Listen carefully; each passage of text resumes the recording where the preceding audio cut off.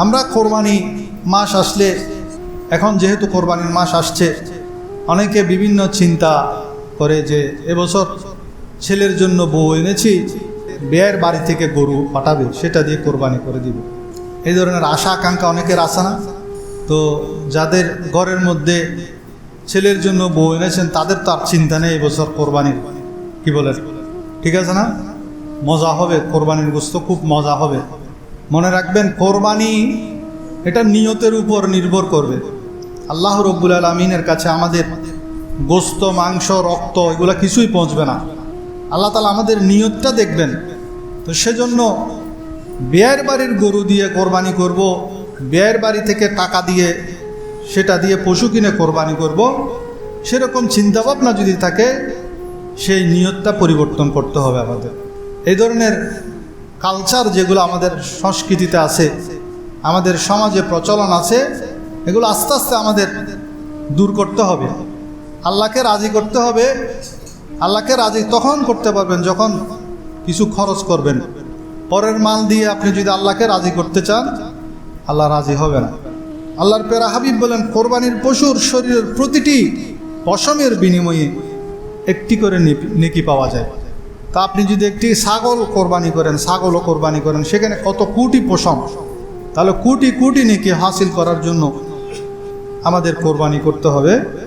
হাসরের ময়দানে যে পশুটি আমরা জবে করব, সেই পশুটি সওয়াবের পাল্লাকে ভারী করবে এবং পুলসিরাত পার হওয়ার জন্য সেটা সওয়ারি হিসাবে, বাহন হিসাবে আমাদেরকে দেয়া হবে।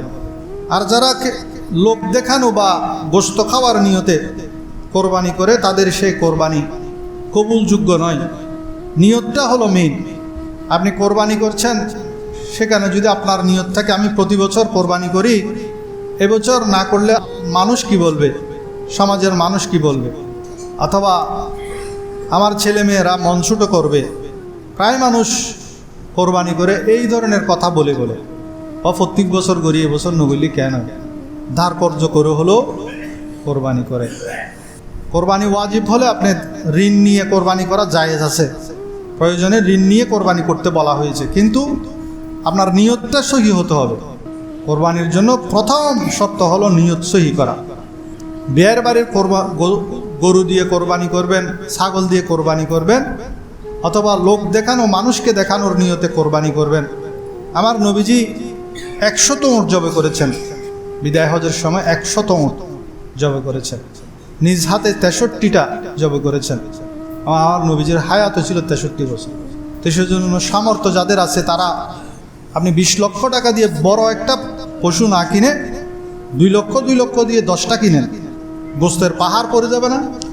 বেশি মানুষকে আপনি দিতে পারবেন না, এবং বেশি মানুষের পক্ষ থেকে আপনি কোরবানি দিতে পারবেন।